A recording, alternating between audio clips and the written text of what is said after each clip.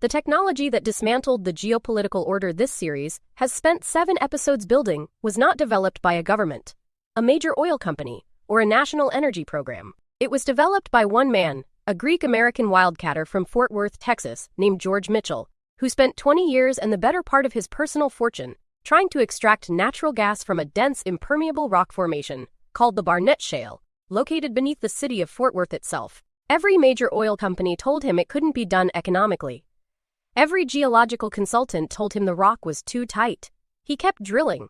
In 1998, after 20 years of trying, he found the combination of techniques that worked. He did not know, at the time, that he had just begun the process of making America energy independent for the first time in 40 years. The technique Mitchell developed, combining horizontal drilling with hydraulic fracturing, or fracking, works by drilling a well vertically to the shale formation, then turning the drill horizontally to run through the rock for up to 2 miles. High-pressure fluid, primarily water, sand, and chemicals, is then injected to fracture the rock and release the trapped petroleum. The technique itself was not entirely new.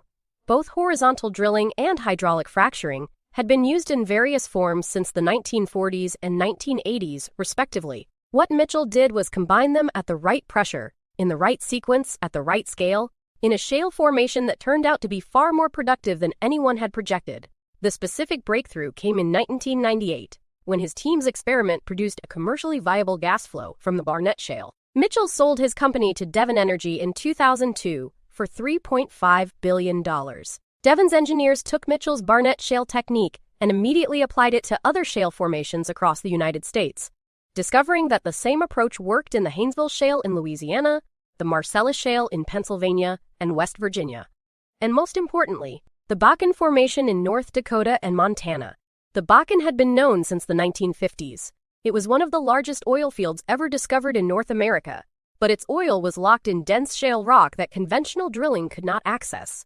With Mitchell's technique, it suddenly could. When Devon drilled its first Bakken well in 2008, the shale revolution had moved from natural gas to crude oil, and the geopolitical implications multiplied immediately. The growth in American oil production between 2008 and 2019 was the fastest in any country's history.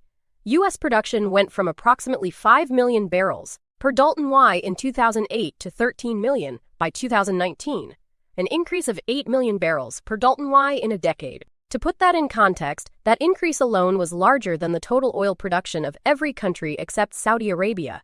The International Energy Agency, which tracks global oil supply, had not anticipated this trajectory in any of its pre-2010 forecasts. OPEC had not anticipated it. The Saudi government had not anticipated it. When the IEA finally revised its projections in 2012 to show the U.S. on track to surpass Saudi Arabia as the world's largest producer, it was described in the energy world as one of the most consequential forecast revisions in the agency's history. GeorgeWMitchell died in July 2013, at the age of 94. By the time of his death, the shale revolution he had started was producing consequences that would have been impossible to predict from a drilling rig in Wise County, Texas, in 1978. American energy imports were falling. Natural gas prices in the U.S. had collapsed, giving American manufacturers a structural energy cost advantage over their global competitors. And the relationship between American foreign policy and Middle Eastern oil, the relationship this series has traced since episode 1, was beginning, for the first time in a century, to loosen. He did not set out to change the world's geopolitics. He set out to produce a commercially viable gas well. The geopolitics followed. The shale revolution's first major geopolitical consequence was the most direct. It reduced American dependence on Middle Eastern oil imports dramatically and measurably. In 2005, the United States imported approximately 12 million barrels of oil per Dalton Y, about 60% of its consumption. By 2019, that number had fallen to below 3 million barrels per Dalton Y, and for specific weeks in that year, American net oil imports briefly reached zero. For the first time since 1949, the United States was effectively energy self-sufficient. The Carter Doctrine, the declaration that the United States would use military force to prevent any hostile power from controlling Persian Gulf oil, had been written for a country that needed Gulf oil. That country had ceased to exist. The second major consequence was the disruption of OPEC's pricing power. For 4 decades, OPEC's ability to set the global oil price had rested on a specific mechanism. Its members collectively controlled enough of global supply to move the market by adjusting their production. When OPEC cut production, prices rose. When it increased production, prices fell. The mechanism worked because OPEC's market share was large enough and because the alternative suppliers, primarily the North Sea and Alaska, were constrained by geology and infrastructure. American shale changed that. Unlike conventional oil wells, shale wells could be brought on stream relatively quickly, within months of a drilling decision, and shut down equally quickly when prices fell. Shale became the first major oil supply that could respond to price signals in near real time. The third consequence was the transformation of American manufacturing competitiveness. Natural gas, which was produced in enormous quantities alongside shale oil, flooded the American market. Gas prices in the U.S. collapsed, falling to a fraction of the prices paid by European and Asian manufacturers. American petrochemical plants, steel mills, and energy-intensive industries suddenly had a structural energy cost advantage over their global competitors. The domestic manufacturing resurgence of the early 2010s, the return of some manufacturing from Asia, the expansion of American chemical and fertilizer production, was substantially driven by cheap shale gas. The shale revolution was not only a geopolitical event, it was an industrial policy, implemented by geology rather than by government, that reshaped the economics of American manufacturing. The fourth consequence, and the one most directly relevant to this series, was the transformation of American leverage in the Middle East. If the United States no longer needed to import Middle Eastern oil, what was the strategic justification for maintaining the world's most expensive military presence in the Gulf? The question was asked by President Obama's National Security Council, by military strategists, by foreign policy analysts. The answers were more complex than, "We don't need it anymore." American allies, Japan, South Korea, European nations still depended heavily on Gulf oil. The dollar's reserve currency status still depended, at least partially, on oil being priced in dollars, which required a stable Gulf. An American military presence in the Gulf had acquired its own bureaucratic and strategic momentum. It was easier to maintain than to reconfigure, but the justification had shifted. The shale revolution did not resolve the American strategic relationship with the Gulf, but it changed it irrevocably. The dependency that had driven American policy since the 1945 Quincy meeting had ended. What replaced it was something more complex, a strategic presence maintained not primarily for American energy needs, but for the stability of the global energy system, the dollar's reserve currency status, and the alliance commitments that American credibility depended on. This is a more defensible rationale, but it is also a more vulnerable one, because it depends on others valuing American presence rather. Saudi Arabia's response to the shale revolution was the most aggressive deployment of oil market power since the 1973 embargo. And it was deployed not against a political adversary, but against an economic one. In November 2014, at an OPEC meeting in Vienna, Saudi oil minister Ali al-Naimi announced that Saudi Arabia would not cut production, despite the oil price having fallen from $115 to under $80 a barrel. The decision was the opposite of what every previous OPEC price defense had done. Saudi Arabia was not defending the price, it was accelerating the price fall. Deliberately, strategically, to drive it low enough that American shale producers, whose break-even costs were higher than Saudi production costs, would go bankrupt. The price war worked partially. Between November 2014 and January 2016, the price of Brent crude fell from $80 to under $30 per barrel. Over 150 American oil and gas companies filed for bankruptcy. 200,000 workers in the U.S. oil industry lost their jobs. Investment in new shale wells collapsed. Production in some formations began to decline. Saudi Arabia was achieving what it had set out to achieve, making American shale economically unviable at scale. But the strategy had a fatal flaw that al-Naimi's team had miscalculated. The break-even cost for shale production was not fixed. It was falling continuously, because shale technology was improving faster than Saudi Arabia had projected. Between 2014 and 2016, the cost of drilling a shale well in the Permian Basin fell by approximately 50%, driven by improved drilling techniques, better data analytics, longer horizontal wells, and the brutal efficiency pressure that low prices force on any surviving operator. The shale producers who survived the price war were not the ones who had hedged most effectively. They were the ones who had used the pressure to innovate fastest. By 2016, with oil at $30 per barrel, the most efficient Permian Basin operators were profitable at break-even costs that would have seemed impossible in 2012. When prices recovered to $50 in late 2016, American shale production began climbing again. The price war had failed. Saudi Arabia had spent down its foreign exchange reserves by an estimated $75 billion, and American shale was still producing. Saudi Arabia's price war also had a domestic consequence it had not fully calculated. It damaged Saudi Arabia's own budget. The Saudi government budget required an oil price of approximately $95 per barrel to balance. At $30, Saudi Arabia was burning through its sovereign wealth fund at a rate that was unsustainable beyond a few years. The price war forced a fundamental rethinking of Saudi economic strategy, which is the origin of Mohammed bin Salman's Vision 2030.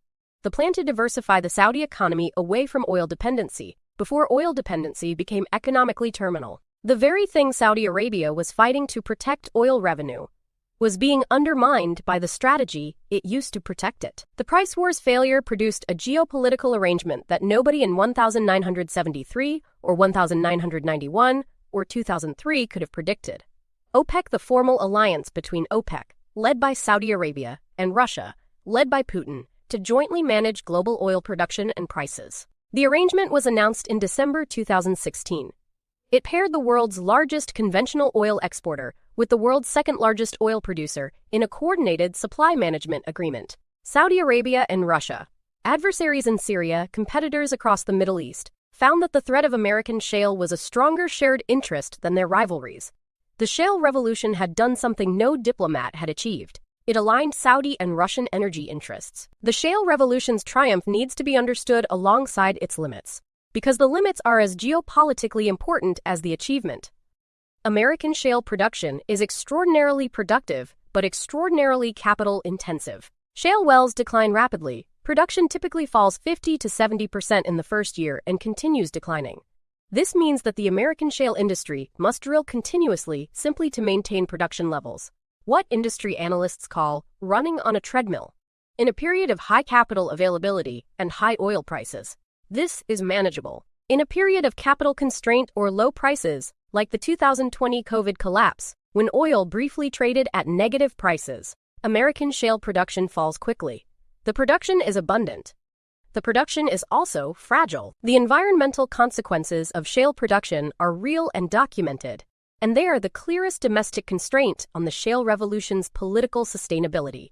Hydraulic fracturing uses between 1 and 5 million gallons of water per well. The produced water, highly saline, often containing naturally occurring radioactive materials, must be disposed of typically through deep injection wells that have been linked to increased seismic activity in previously geologically stable regions. Methane leakage from shale operations, a potent greenhouse gas, is a significant and incompletely measured contributor to climate emissions. The communities that live above the shale formations have not uniformly welcomed the industry. In Pennsylvania's Marcellus Shale country, in Colorado, and in parts of Texas, the conflicts between landowners, communities, and operators are persistent and unresolved. The shale revolution's most important geopolitical limit is also its most underappreciated. It is not replicable globally at the same scale as in the United States. Other countries have significant shale resources: China, Argentina, Russia, Australia. But the combination of factors that made the American shale boom possible has not been present elsewhere. These factors include privately owned mineral rights that gave landowners financial incentive to welcome drilling, a pre-existing services industry with thousands of independent drilling companies, deep capital markets willing to finance speculative drilling at scale, and a regulatory environment that, whatever its other qualities, was permissive of rapid industrial expansion. In China, where the state owns all subsurface resources, the incentive structure is fundamentally different. The American shale revolution was not just a technological achievement, it was a product of a specific institutional environment that most countries do not have. By 2019, American shale production had transformed the global oil market beyond recognition. The United States was producing 13 million barrels per Dalton Y, more than Saudi Arabia or Russia individually. American LNG exports were reaching Europe and Asia, competing directly with Russian pipeline gas and Qatari LNG. OPEC's market share had fallen to its lowest level in decades. The petrodollar system that had been the financial architecture of American global power since 1974 was facing questions about its long-term durability as American oil imports continued to decline. And the climate debate was intensifying because the shale revolution had extended the fossil fuel era by making hydrocarbons cheaper and more abundant at precisely the moment when climate science was demanding rapid decarbonization. The shale revolution had solved some of the problems this series identified. It had created new ones. The shale revolution did not end oil's geopolitical centrality. It changed who held the leverage. Before shale, the leverage was primarily with the producers, OPEC and Russia. After shale, the leverage was shared with American producers, with OPEC, and increasingly with the countries that controlled the minerals needed for the energy transition: lithium, cobalt, nickel, rare earth elements.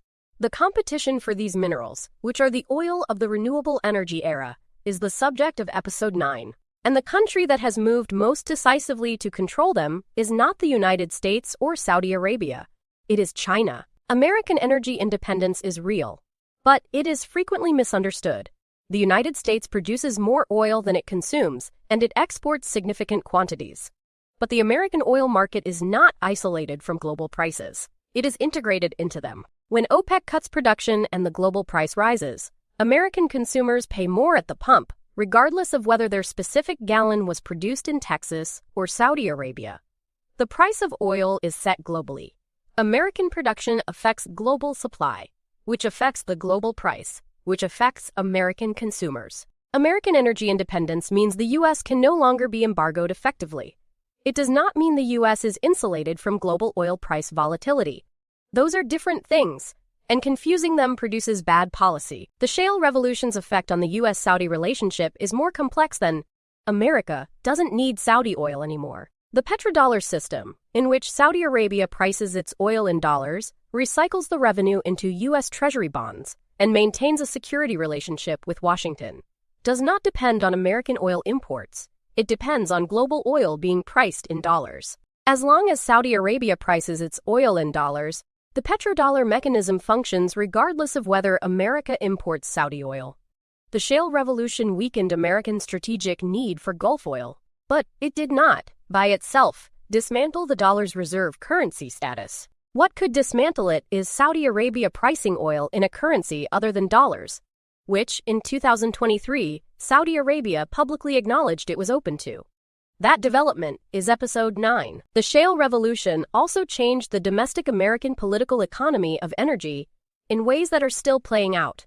The communities that host shale production, largely rural, largely economically struggling before the boom, experience the specific and conflicted benefits of a resource extraction economy: rapid job creation and income growth during boom periods, followed by rapid contraction during busts, with the environmental consequences persisting regardless of the price cycle. The political alignment of these communities, which moved substantially toward the Republican Party through the 2010s and 2020s, is partly explained by the shale economy's creation of a new constituency with a direct financial stake in fossil fuel production. American energy independence created American energy politics. And American energy politics has made the transition to clean energy harder to manage politically than it would otherwise be. The Biden administration's Inflation Reduction Act of 2022, the largest climate investment in American history, at approximately $369 billion, represented the most serious attempt to accelerate the energy transition in American policy. Its passage was made possible in part by the shale revolution, because American energy security was no longer dependent on Middle Eastern oil. Some of the political pressure for maintaining fossil fuel production at any cost had been reduced. But the IRA also had to accommodate the shale economy's political constituency, which is why it included significant provisions for fossil fuel leasing alongside clean energy incentives. American energy policy in the 2020s is the product of two simultaneous realities: energy independence achieved through fossil fuels, and a climate emergency that demands those same fossil fuels be rapidly phased out. The shale revolution answers a question this series raised in Episode 1. Why does whoever controls the energy control the leverage? With a new version of the same answer. American shale did not end oil's geopolitical centrality. It redistributed it. The United States went from being a country whose foreign policy was constrained by oil import dependency to being a country whose foreign policy is shaped by oil export capability and the structural interests that production creates.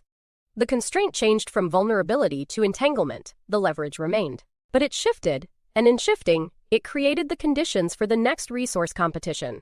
The competition that is now underway for the minerals of the energy transition is oil geopolitics in a new material. Episode 9, Embargo. The Iranian Revolution. The Iraq Wars was built on American oil vulnerability, the structural dependency that made the Gulf strategically indispensable, that justified the military presence, that produced the petrodollar system, that drove the interventions. The Shale Revolution removed that vulnerability. What it did not remove was the institutional architecture that had been built to manage it. The military bases, the security commitments, the petrodollar arrangements, the diplomatic relationships. These all persist, operating now on the basis of strategic choice rather than strategic necessity. That transition from necessity to choice is the defining geopolitical reality of the present moment. And it is not stable. The Shale Revolution also produced something this series has been building toward since Episode 1. The conditions under which the petrodollar system faces its most serious structural challenge since 1974. If America is now an oil exporter rather than an oil importer, the U.S. no longer needs the petrodollar as a mechanism to recycle oil import costs. If Saudi Arabia is considering pricing oil in yuan or euros, as it publicly acknowledged in 2023, the mechanism's foundation is being questioned by the country that built it. And if BRICS nations are developing alternative payment systems that bypass the dollar, as they are actively doing, the structural global demand for dollars that the petrodollar created is facing a challenge that no previous oil price cycle has produced. This is the central question of Episode 9. And it is the most consequential economic question of the decade. This is Episode 8 of our series on oil and world power. The Shale Revolution completes the series' historical arc, from the first oil war of 1914 to the energy transition of the present. The final 2 episodes bring the series fully into the present and the near future. Episode 9 examines de-dollarization, BRICS, and China's strategic mineral positioning. The competition to control the financial and material infrastructure of the next energy era. Episode 10 closes the series with the defining question: who will control the energy of the transition to renewables? Will that competition replicate the oil wars of the past century? And what does the answer mean for the world your children will live in? Each episode has been a piece of the architecture. The architecture is now complete. The last 2 episodes are what it was built to support.